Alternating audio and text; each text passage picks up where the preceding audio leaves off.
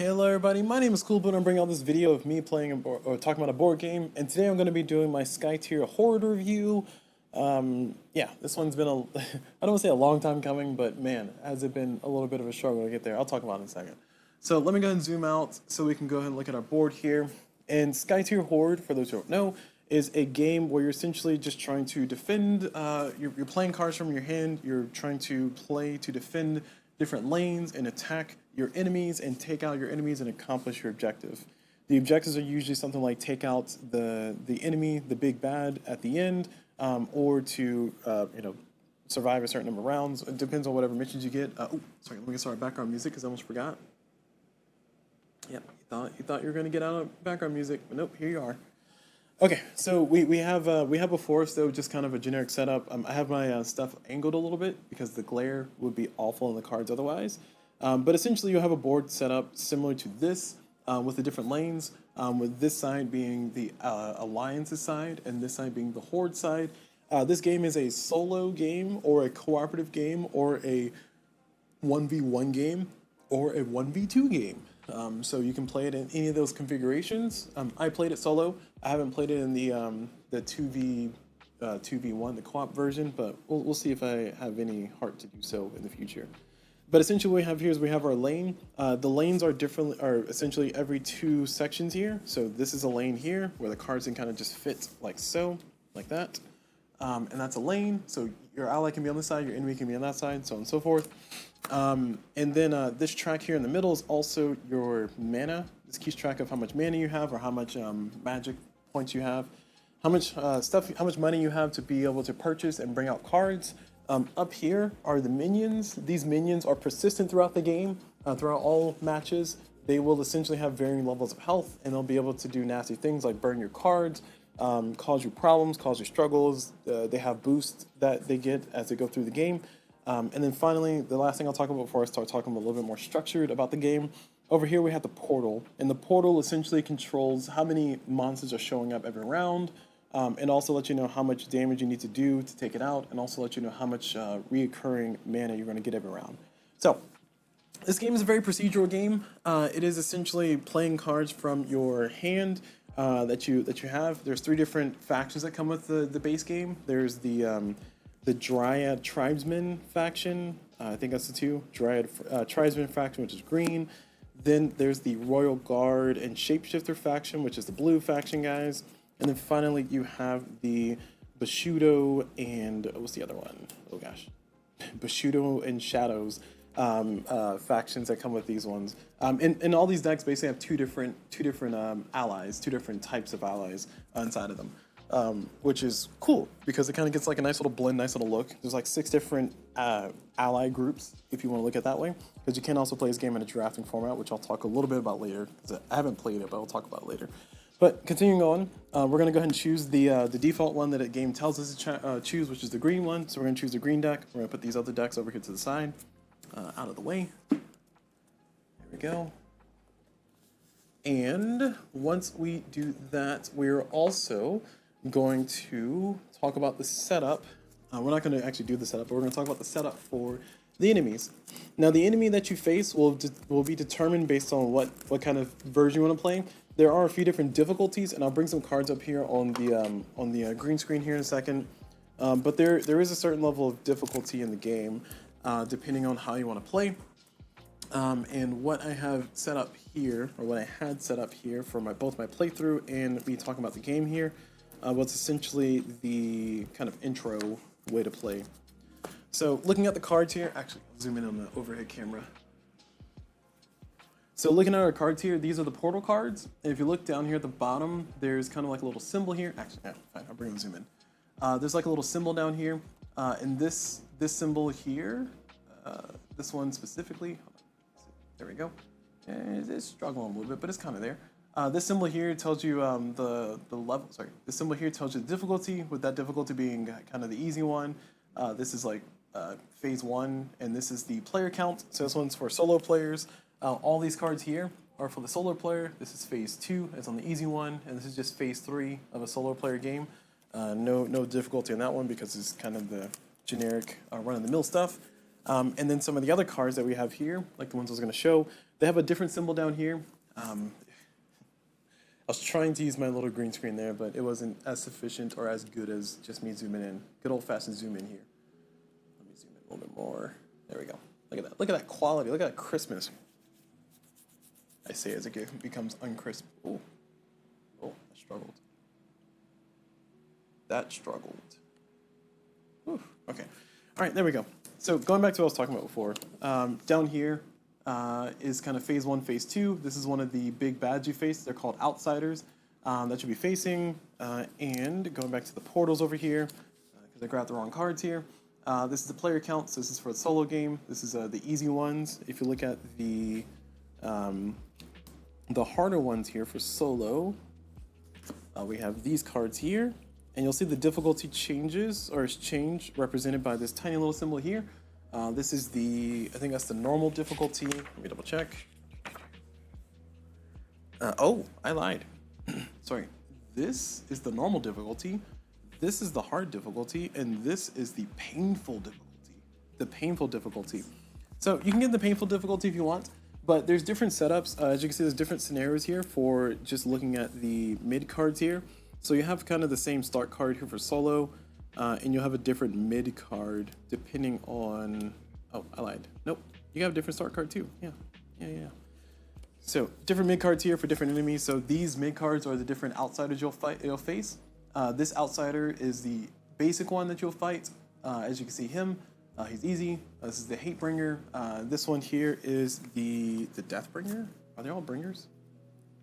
The death dealer. I'm sorry.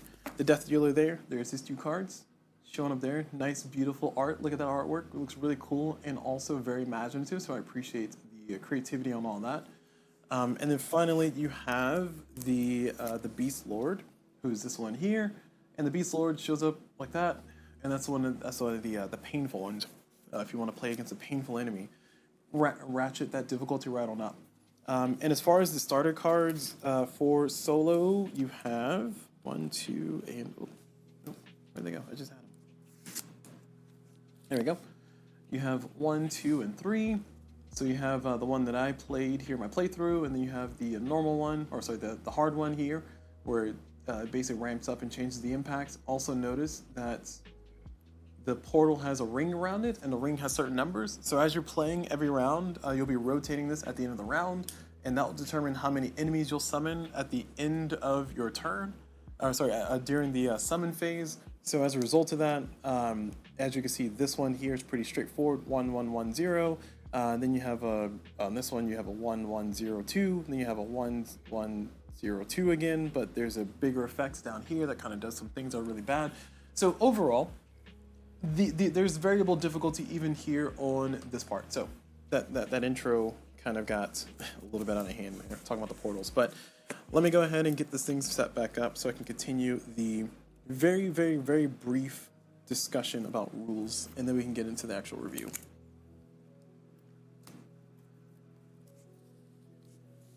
Okay, there we go. All right, so I have my deck over here. This is the deck I've chosen. My enemies are set up over here. There are 3 different types of enemies, 3 different types of hordes of enemies. They're represented by the symbol up here. I'm playing with the starter ones. So essentially, I'll mix in the common cards that are inside of every deck. So these cards you need to pull out and shuffle back into the deck whenever you play. But then you mix into the horde cards you're playing, and I think I'm playing the renegades on this one. So shuffle. Put those over to the side, and then we get our castle, and our castle here is our main flagship. We're trying to keep this one alive. If we can keep it alive, then we're good. We've done our job. So if that ever runs out of health, let me bring it back on the screen. See down here, it has 20 health. If that ever takes 20 damage total, then the game is over immediately for us. So we are defeated, and that's not great. We don't want to do that. And the goal is for us in this scenario is to defeat the the Hatebringer twice. Because we have a phase 1 and a phase 2. If we can do that, then we win the game. So cool. Now let's set all that. Continue with setup. We're gonna follow the setup card here, and this setup card is telling us that we need to add for setup. We need the Yintar, the Yetnar, the Onkai, and the Zephylite minions gain +1 health. So just to point that out, that it's going to be this one is going to gain +1 health. This one's going to gain +1 health. And so is this one. And this +1 health is actually very impactful, but we'll talk about that as we go through a sample round here. I'm going to start the game with 5 cards in my hand. So 5 cards. I do have the ability to mulligan and shuffle the cards back in. The game suggests that if you have any cards that are not allies, then you should just discard them. Looking at my kind of opening hand here, just giving this a little zoom in. Just a little bit of zoom in, not too much. You can see here I have the cards. These cards have a few different pieces of information. This shows you how much it costs to summon it, so how much mana it costs to summon it. This is the name of the card. This is the type of card, so it's an ally dryad specifically. This one's an ally tribesman. And then going over here, down here is the attack values that this card has as an ally and the defense or the health that it has. Once it achieves damage of 4 or higher, then the card is considered defeated or destroyed and it goes to my discard. This is how much damage it does in one shot when it's fighting anything. And then over here, you can see this guy costs 25, but some cards have effects like this one. This one says the behemoth costs 1 less mana to play for each card in my discard pile. So the more cards I have in my discard pile, the more chances, the more opportunities I have to summon them. And then also, you'll notice that this has another effect down here that says play mutiform. Let me get a better zoom in on that. So it has another effect down there, which is called play mutiform. And mutiform says I can repeat it 5 times, and that allows me to gain. Oh, okay. Camera in here. It allows me to gain +1 health or +1 attack up to 5 times. So I can gain 5 attack to make this an 8 attack, or I can gain 5 health to make it a 9 health, or I can gain 2 health and then 3 attack, which is probably what I would do. So I have 6 damage and then 6 health, and then kind of move on from there. So different effects have a trigger at different times. This one, for instance, has an effect of fight. So when it's going to the fight phase, I'll be able to do this effect of Gorilla 1, whatever that does. And then some have an exhaust ability. I kind of got a good smattering of stuff here, so it's pretty cool. So I can exhaust this card, and that allows me to do whatever this says here. Assuming I can pay for it, of course. All right, cool. Getting back to our main thing, I'm going to mulligan these 2 cards because they're way too expensive, and there's no way I'm going to summon them right now. So I'm going to draw 2 cards to replace them. And then I'm going to shuffle these back in. All right, and we've done our thing there. Oh, okay.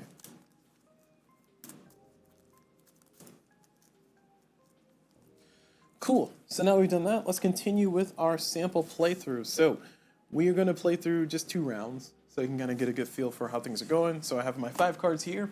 We're going to bring up our tracker here, to our turn phase tracker there.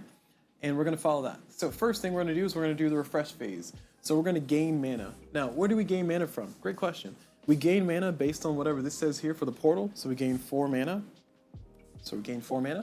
And then we're going to ready any exhausted cards. Nothing exhausted, nothing ready, so everything's fine. Now we're going to go into the Horde phase. So the Horde phase, we're going to go ahead and summon a Horde card, or Horde cards. That's going to be based on whatever the portal is. So we're currently on 1. So we're going to basically draw 1 card. And we are going to summon this card or activate this spell. This one in this case is a monster. It's a renegade monster because that's the creatures we're playing against. He also has an effect here that says taunt. That says at the end of the alliance phase, this monster must be engaged. Also up here, the card will sometimes have a plus. If they have a plus like 1 or 2, then I gain that much extra mana that one time when they first show up. Actually, I need to double check. It might be per round. They'll change things per round. But at any rate, this one here does not give me any pluses, so I get no such bonuses. And again, this is the faction that it comes from. So that is what that card does. The card will auto-summon here in the far left side, as far left as it can, and then do anything if it has any effects. It has no effects on the resolve card phase. There we go. Resolve new Horde cards. Now we move over to the compact and compact all the Horde cards. We're compacting them, just moving as far left as we can. They're compacted, that's it. And now we go ahead and start with our alliance phase. So with our alliance phase, we can do any of those things that are listed there as many times as we want, as many times as we can afford. So I'm gonna go ahead and play some cards. So we got this creature out here that says he must be engaged by the end of the alliance phase. So that's a requirement, assuming that I have things to engage with, of course. But in this case, I have a few creatures out here that I can summon, but I think I'm gonna go ahead and do, ooh, that's gonna be pretty good. Yeah, I'm gonna summon this card here, the Underwood Dryad. So the Underwood Dryad says play Mutaform 2, has a 1 attack and 2 health, which is not great, but only costs 2, which is pretty nice, and I can basically make him a 3/2 by getting my Mutaform 2 onto his attack. So I think I'm gonna do that. So we're gonna bring him out there, we're gonna Mutaform, we're gonna spend our 2 mana. Then we're gonna Mutaform 2, we're gonna give him +2 attack. So it is now sitting at a nice 3, pretty good. And then I'm gonna bring out my Sacrificer. I don't know if he can do anything special, but ooh, wow, that's a very green card, isn't it? We're gonna bring out our Sacrificer. Again, I don't know if he can do anything super special, but it says play, you may destroy an ally. If you do, a non-epic monster gains -1 attack and -1 health for each ally tribesman in your discard pile for the remainder of the turn. Ooh, that's pretty strong later on, but not right now. Then I can exhaust, Sacrificer gains -2 health, and then I can return a non-allied tribesman from my discard pile to my hand. Okay, cool. I'm gonna bring him out. Actually, I'm not gonna bring him out. I'm gonna bring out my Stone Pillar. Nah, I'm gonna bring out the Sacrificer, it'll be fun. Let's bring out the Sacrificer. So we're gonna spend 2 to bring him out, and he's now out. And I will not use his exhaust ability. I will just kind of hang out here, and we will move on to the next phase. So I'm done with my Alliance phase. We move on to the Treachery phase. The Treachery phase has us drawing a card from the top of the deck, and then looking to see if it's going to be a spell or if it's going to be a boost. If it's a boost, it gets added to the monster based on the orientation of the boost for that round. At the end of the round, the boost goes away. If it's a spell, then the spell activates, and then the card goes away. And then after all that happens, I can choose to play any instant effect spells or any instant effect exhaust abilities that I have. I don't have, well, I do have an instant effect exhaust here, so I'll show this one. So if this creature were on the battlefield, I could use the instant effect exhaust to basically do whatever it says here. He's not out on the battlefield though, so I cannot do that. If it was a spell, it can come straight from my hand. All right, so in this case, I'm gonna go ahead and draw my boost card, and this is the card we have. So because this card is being drawn as a boost, we only look here to see if there's a lightning bolt or there's a sword. There's a sword on the left-hand side. So we will take this boost card and add it to the leftmost monster here. These guys up here, these minions are not considered monsters, they're not considered in the rows. The boost is only considered for the people who are in the lanes, so I'm gonna add them here, like so. So now this creature is hitting for 1 + 2, so he's hitting for 3. Now, additionally, you'll notice that this card also has a whole bunch of other stuff. If this card had shown up during the Horde phase, I would play the card instead and do all this stuff down here. But because he showed up in the boost phase, or in the Treachery phase, he's just a boost. That's all he is. So, just goes there. I'm just doing that to show that that card's there. And now that's done, we're all good. So we're gonna move over to the fight phase. We're gonna fight. First, we do any fight abilities on our creatures. I have none here. I have none there. They have none there. Okay, cool. Now we do any, now we resolve damage. So this creature is going to attack me for 3, and I am going to attack that creature for 3. So I'm going to take 3 damage.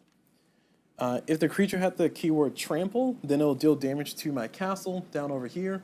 But he does not, so nothing happens. Nothing extra except for just overkill. Then I'm going to deal 3 damage here. So it's going to take him out as well. -3. And then my Sacrificer has nothing opposing him. I did not choose to engage any of the minions, so nothing happened there. So my Sacrificer is going to attack the portal and deal 1 damage to the portal. And now that's happened, I'm going to resolve this kill here. So this one's going to die. And anytime you take out an enemy Horde monster, not the boost, but the Horde monster, it's going to let me draw a card. Because in this game, you do not draw cards except from killing other enemies. And this one does die, unfortunately. Did a good job. You did good. You did good.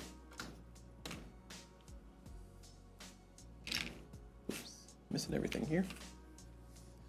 All right, and that's gonna be it for the round. So now we move. Sorry, that's not it for the round. That's gonna be it for that phase. Now we're gonna go to the pillage phase. So now minions that are not in the lane phase are not in the lane pillage. So these minions are not in the lane. I did not pull any into fight, and I'll show that next round. But these minions are going to go ahead and pillage. So for every health that they have here, for every health that they have on them, they're going to drain a card from my deck. So I'm going to lose 1, 2, 3 cards. So 3 cards are discarded off the top, which is very unfortunate, but it happens. All right, and of course, if my deck runs out, then I lose the game immediately. So that's another losing condition I didn't mention before, but that can happen. And then finally, we do the end phase right there. So the gate was not destroyed. So if the gate was destroyed, we this turn we place the next gate upright. Otherwise, we rotate the gate 90 degrees, like so. And then we discard our hand down to 7. We only have 4, so we're fine. And then we move on to the next round.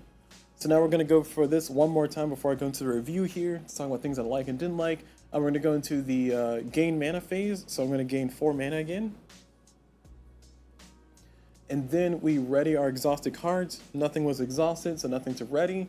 Now we summon cards based on the track here. So we're going to summon 1. And it's going to be... Oh, it's upside down. And it's going to be a Frost Yeti. Ooh, this one's a monster. It says play. The outsider or portal gains +2 health. That's not great. Oh, also, this is a good opportunity to show. So if this card had come out during the treachery phase, notice that there's a lightning bolt here. We would ignore everything, but we would just do whatever the lightning bolt says, which is just the outsider or the portal gains +1 health. So in this case, showed up as a normal card, so will be played instead, and it will give +2 health to the portal because the outsider is not here yet. So essentially, the portal has 7 health, which is not great. And now that's done, we do our compacting, nothing to compact, and now we go into our alliance phase. So we're gonna go ahead and play our cards here. So,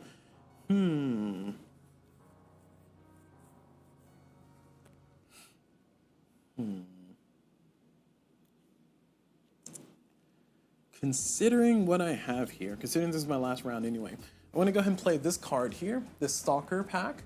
The Stalker pack costs me 3, and it has a fight ability of Gorilla 1, which allows me to remove 1 health from a minion, which is pretty nice.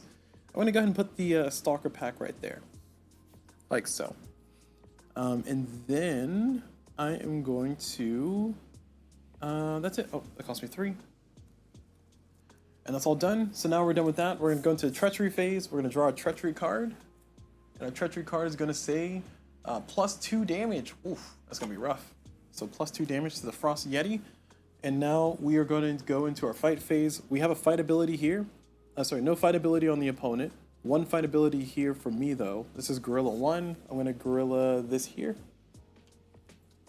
Cool. So now this one's not going to cause, or that one's not going to cause me to lose any more cards, which is great. These 2 still will, but that one won't. Actually, that's too late. I'm not going to revise it. What I should have done is I should have called one of these 2 in to fight this guy because he has a lot of health. In worst case scenario, I just take a damage.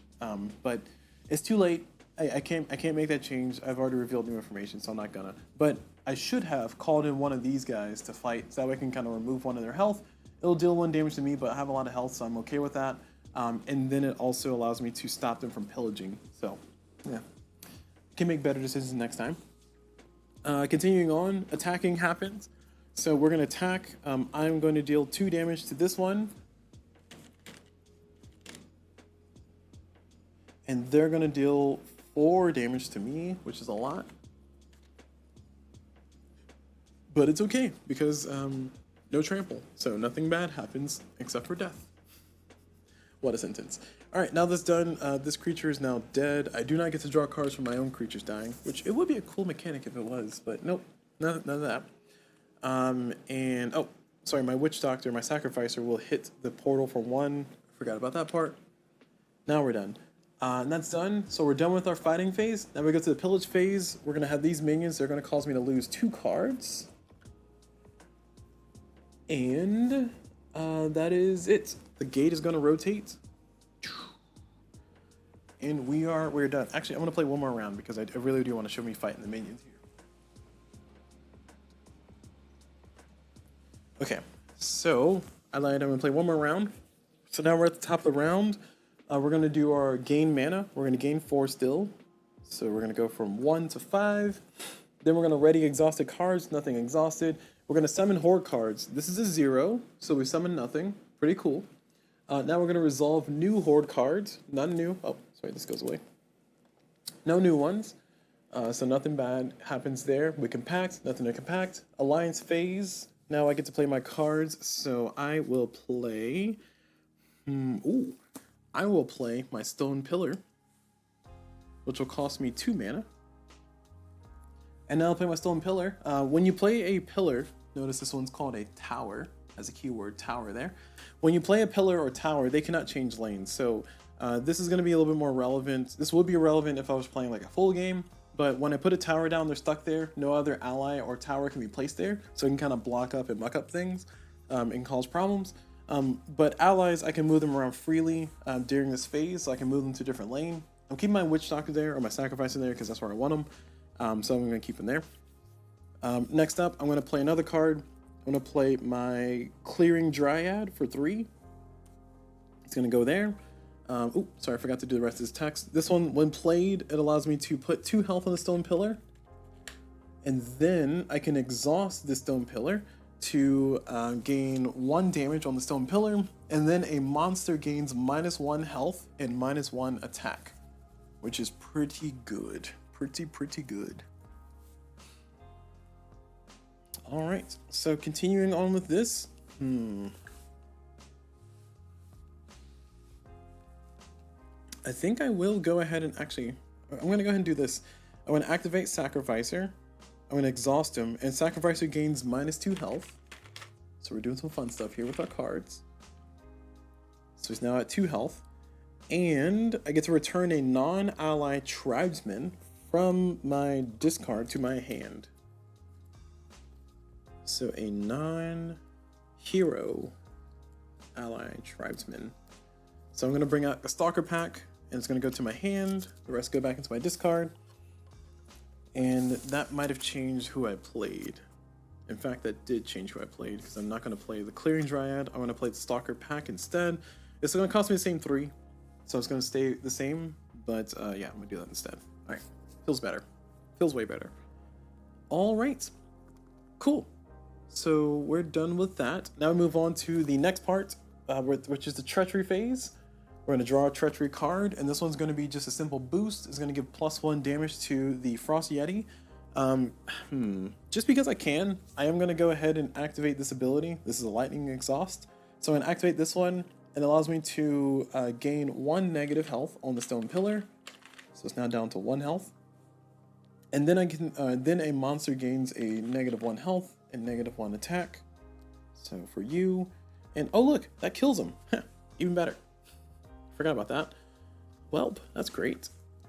So that's gonna kill. It is destroyed. I get a card. Ooh, got my Behemoth back. All right, cool. Well done. Well played, y'all. Well played. So now we continue with our fight phase. We have a fight ability, Gorilla 1. So we're going to do that. Oh man, I forgot to engage the... Again, I always forget to engage them, I swear. I'll talk about it in my likes and dislikes here in a second. Now we go over into our fights. So our fighting phase, this one's going to attack for 2. This one's going to attack for 1. Though they are exhausted, they're still going to attack. So I'm attacking for 3. So the portal's going to take 3 damage. Like so. And that's done. Now we're going into the pillage phase. They're going to cause me to lose 1 card. So I lost 1 card.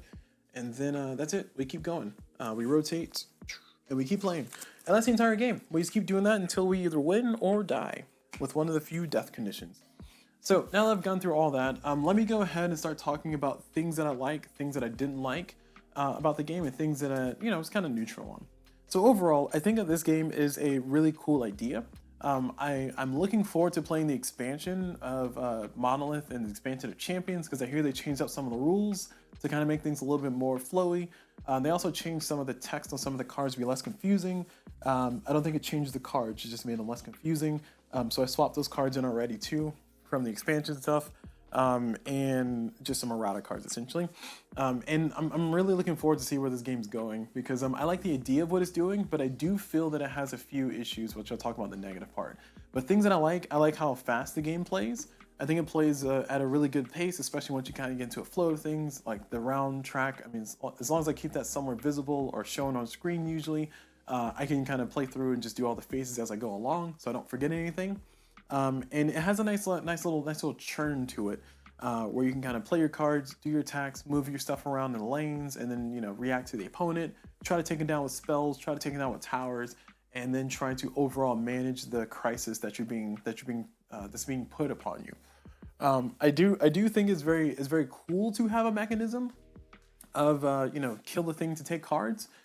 It kind of says, hey, you basically gotta make sure you're staying in the puzzle and don't not get too far behind to kind of keep in the game. So I do like that. That's kind of creating like an interesting challenge for you to try to manage. Okay, do I want another enemy to show up, or do I want to go ahead and just kind of skip to the end and get to the main boss down?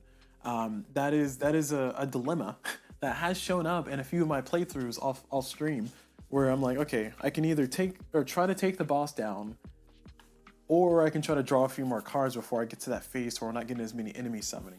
So I like that. I like that kind of crisis that the game gives you.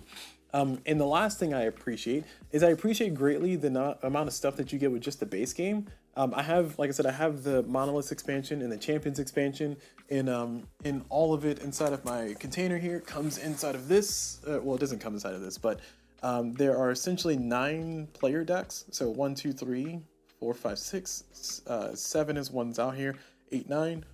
So it's 9 different player decks that you can get, and you can kind of mix and match or do drafting if you want. I don't know what the balance or the rules are for that. And there's a lot of different enemies, because there's essentially 3 different enemy decks in each expansion. I'm playing with one of them. So you got a lot of kind of mix and matching that you can do. And I'm pretty sure you can do some crazy stuff like mix things together and get some really broken things for the enemy, or get some really broken things for yourself. But I appreciate that this game gives you the ability to kind of have that kind of deck building, the drafting thing you can do. But it's all self-contained.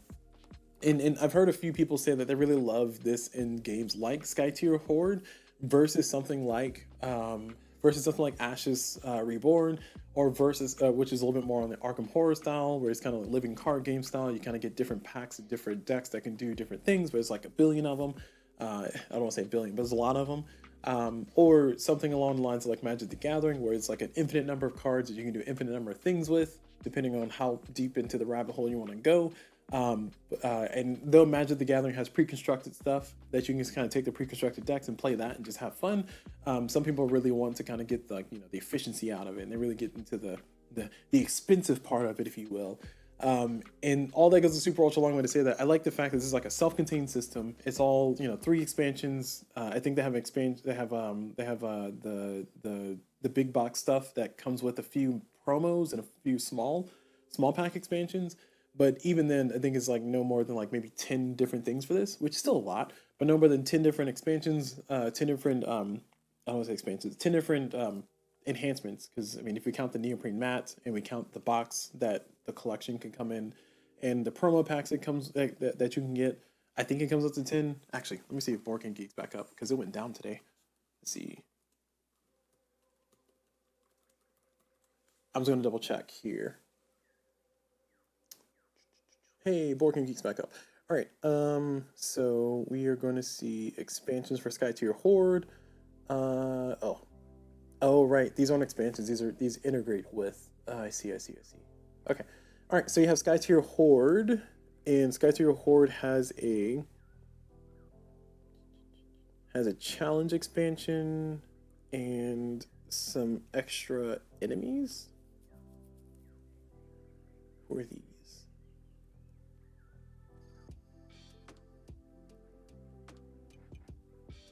Oh yeah. I see. Yeah. So there's some small stuff. Is what I'm trying to say.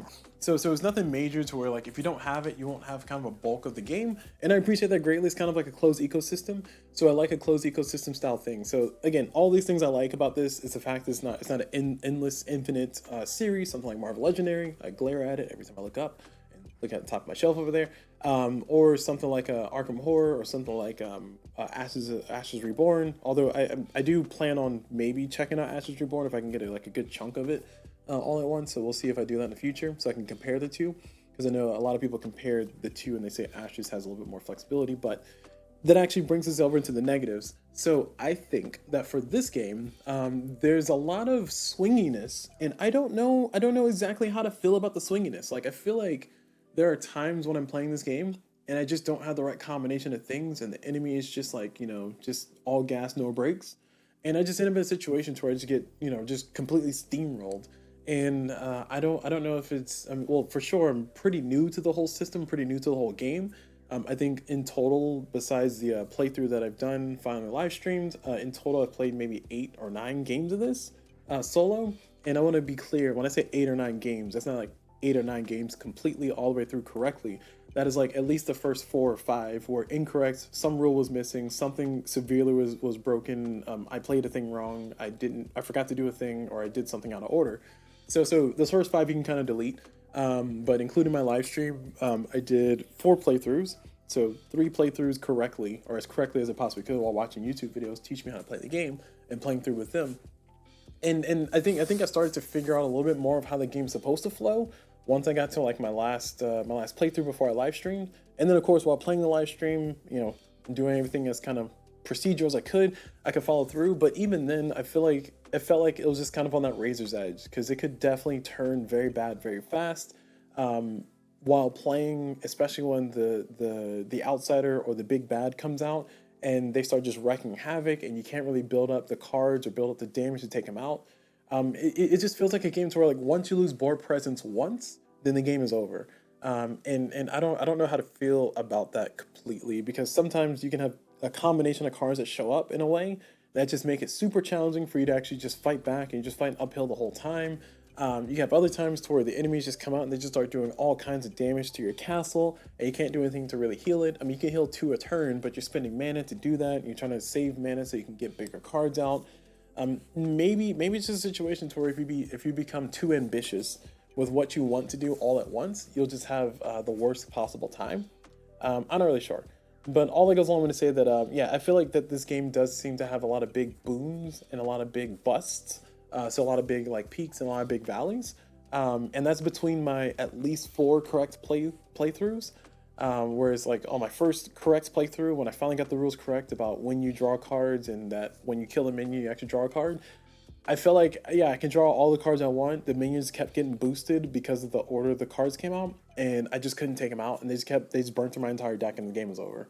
The second bust that I can remember having while playing the game correctly was a situation where I just couldn't get anything to stay on the board. Like the enemy just had things that were too strong, and they just kept coming out. They kept coming out boosted in the worst possible way, and it's just yeah, the boosts are temporary and they go away. But the boost came out at the perfect time to just slaughter me. So I just couldn't keep anything on the board, and I ended up just in a situation to where the game was over. I mean, I tried to switch over to a strategy of just attacking the portal instead, but then once I started doing that, the portal started getting armor, the portal started getting healed, and again, these are all things that I can't predict in the future, and you know, it's all random based on what cards show up. It just happens that I just got that churn of cards came out to start boosting the portals and start healing the portals, like the Yeti that you saw here gave the portal 2 extra health. Those came out the worst possible time, but it's a thing that definitely happened. And I also have had a situation to where like one of the big bads, I think it was, this one, Lady of the Lake. Ugh, this is the worst. This card came out early. This is like one of the first cards that showed up, and it just wrecked all kinds of havoc on me, and it just led me to the, I think this is that first game I was referring to. It gave me +2 mana, which is cool, but what could I do with it if I still couldn't afford anything, or I couldn't keep anything on the board? So, you know, it was all painful. Also, I do want to point out that when this card did come out, I only did that once. And let me double check in the rulebook, because if I'm supposed to do that consistently, then that makes a little bit more sense, because I get 6 mana, because this big, ugly monster is out there. Let me double check.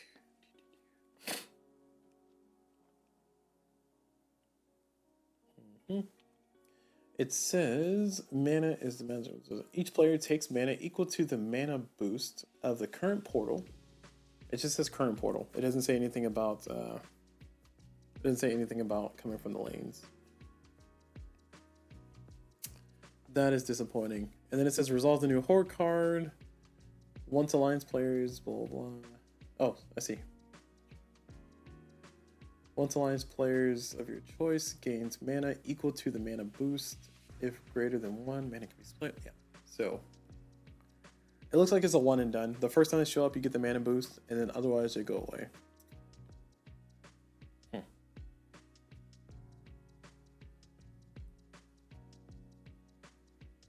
Disappointing. All right. It would be cool if it gave you +2 mana, because this creature's pretty hard to fight. Like they make the minions, they pull all the minions into the line, and they just start just attacking your castle. That's what happened. And it just yeah, I mean, they weren't draining cards, which is fine, but my castle was just taking so much damage, and then one of them got boosted, and it was a whole thing. It became a nightmare. It became a nightmare to deal with. And also, this creature's a 2/4, and they kept getting boosted with damage. It was a nightmare. Anyway, all those complaints go along with to say that I do think that that there's definitely kind of like once you understand how the mechanics flow, once you understand how the game flow is supposed to go, things become a lot less dire. But until that point, boy, is it an uphill battle.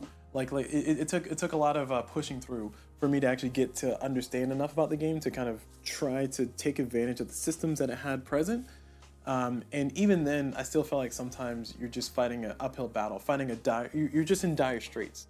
And I don't know if I like that feeling. I mean, I know that feeling can exist in something like Magic the Gathering. I know that feeling can exist in all kinds of other card games that exist out there. But I just feel like the relief valve for the pressure didn't show up, and it just caused me to have a sour taste in my mouth. So that's another negative in this game. And the last negative I'll throw into this game is that I do feel, what's the best way to say this? I do feel that some of the game is hidden behind the drafting. So from what I've read in the forums, I have not tried it myself yet, but from what I read in the forums, people have had a lot of fun building their own decks, kind of experiments with what different combinations can exist, and that requires somebody to actually know the rules enough and be comfortable enough with the game to start exploring and start experimenting with the drafting. And what I mean by that is like there's a whole website that exists with people who have different decks that they built, and they say, hey, just take your Skytear Horde stuff and just build your decks this way, and then play with it, see how it goes. And there's different descriptions, different type of things, and like that to me is really fun. Like a nice little closed loop system to where you can draft cards, have fun with your friends, do a co-op, or do a 1v1 where somebody's playing the Horde and somebody's playing the non-Horde or the Alliance side. That's really cool, and I appreciate that. But again, it requires you to kind of play the game, stick it through long enough to go through all the big booms and big busts, go through the times to where the cards are just not carding for you, to actually make it to the drafting part, and then you start having more fun.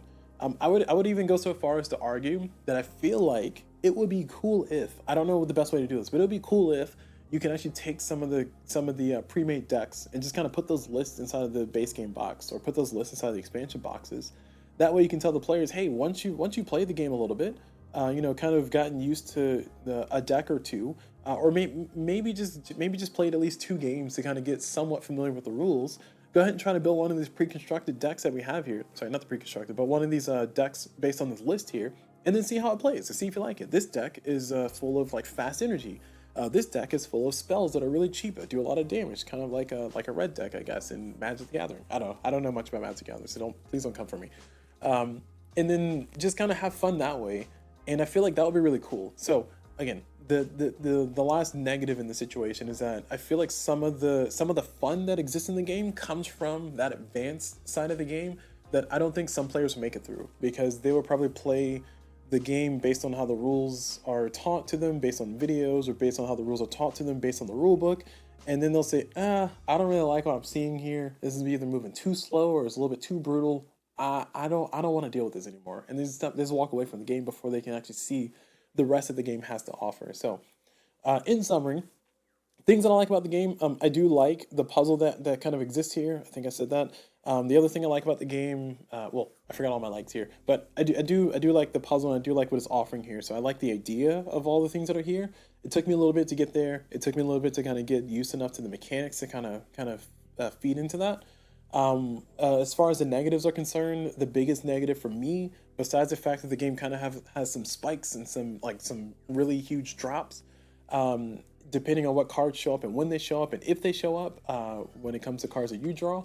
Aside from that one, I think that there's a lot of game here that is really nice and good, but it's kind of hidden behind the drafting mechanic that's gonna really honestly take a few playthroughs and a few curious minds, a few little bit of I don't know what else is here. Maybe there's something else here if I do some drafting, and I feel like a lot of fun can be had from that. And again, this is all purely based on what people have said in forums, purely based on people said in comments. and also based on the fact that there's a whole website dedicated to just different builds for different Skytear Horde decks. Between all the expansions, base game, the Monoliths expansion, and the Champions, or sorry, the campaign expansion, that to me feels really cool, and I appreciate that. But also, I'm a little bit sad that it's kind of locked behind this, you must be this interested in the game to even bother side of things. So, you can take it or leave it. Take it how you want. Overall, though, if I had to give this game a rating, I would give this game a solid 6. Reason why I'm giving it a 6 instead of a 6.5 or a 7 is mainly because I like the idea of what's here, but I need to explore it more. I feel like it can definitely grow into a 7 very easily as I try to play it more, but it's definitely not one of those games I'm just gonna like, oh, I'm gonna go to this game and play it. I will try to introduce this game to some of my friends who play Magic the Gathering and see what they think about it. Maybe they'll have a better look or have a better feel for how things go. But ultimately, I do like the fact that, one, you kind of have like this nice little puzzle built in. You have a lot of variety inside the box, and of course, my storage solution that exists here, which is this is the top of the storage solution. My storage solution allows me to kind of carry it all in here with a ton of extra space. So if they ever do come out with more, which I don't think they will, but if they ever did come out with more, I would be able to essentially fill out the rest of these cavities here, or maybe I can put another game in here. I don't know. But I appreciate all that. So that's really cool. And I think overall 6, solid 6. Again, eligible for 7 as I play it more and get used to it. But for now, I think that's kind of where I'll end things. So let me know what you all think in the comments here. Hopefully this is an enjoyable video and informative video for if you're trying to look for, how to feel about the game, or what people might think about the game, or what somebody like myself might think about the game. Yeah, that's basically all I got. So thank y'all very much for watching. Hope y'all enjoyed it. And as always, I will see y'all whenever.